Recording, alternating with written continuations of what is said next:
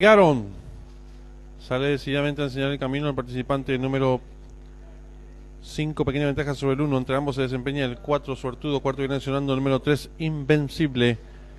Descontados los primeros metros de la prueba, hay lucha en la delantera por dentro del 1, Houdini, a su costado exterior el número 5, Lunático. Entre ambos se desempeña el 4, Suertudo, quedando en la cuarta ubicación a 4 cuerpos el número 3, Invencible. Los participantes van a comenzar a enfrentar el codo con el número 1, Houdini. Cabeza ventaja sobre el 5, Lunático, que va en su búsqueda y asume el comando del lote.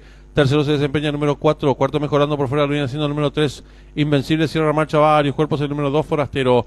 Los competidores en los últimos 600 metros de carrera asume el comando del lote el 5, Lunático, le toma ahora cuerpo y medio de ventaja al número 1, Houdini. Tercero se desempeña el número 3, Invencible, y están en la recta final.